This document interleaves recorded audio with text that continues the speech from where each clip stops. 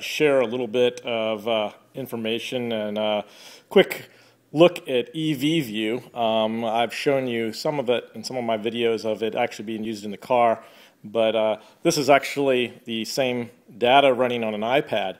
As you can see, actually my car is sitting out in my garage charging right now, and I can actually watch the voltages slowly creep up till it eventually, my high cell will reach the maximum point, at which time the BMS will turn off my charger.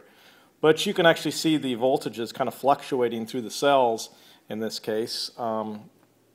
The chart at the bottom is actually just looking at the tops of the cells, so it's actually going between, in this case, 3.75 and 3.17. So that's the actual range between that. So there's really not much difference between the high cell and the low cell.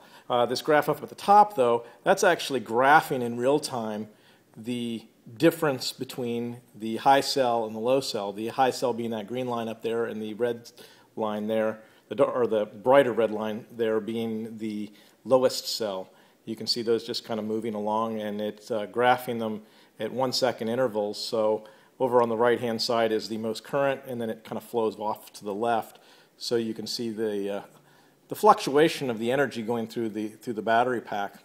This is really kind of neat to watch when you're actually driving, because you can see that go up and down based upon your acceleration. That top graph is actually between 3.9 volts and 2.0 volts. That, of course, is what I set for my particular set of batteries. The Cal batteries. Well, there it dropped off for just a second, and if there is a problem, this is I'm about at the extent of what I can actually reach from this.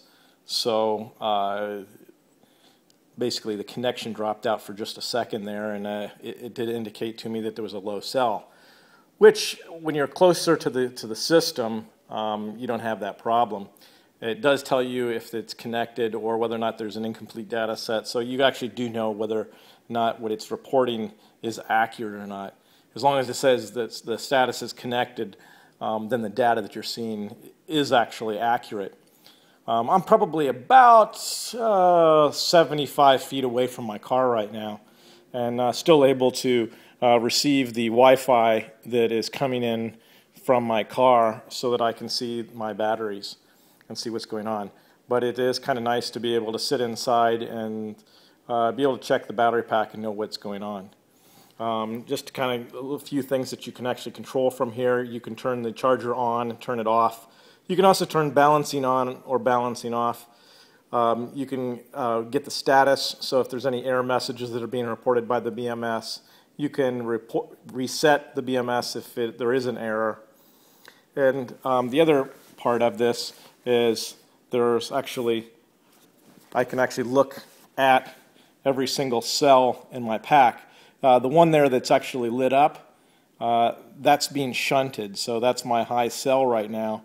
And the BMS has essentially put a shunt across that to try to bring it down just a little bit so that the other cells can catch up. That's my quick update on the EV view and the vintage voltage BMS as to how it's going on. Progress is going along. So far the beta testing is doing quite well, and we hope to have the product out on the market relatively soon.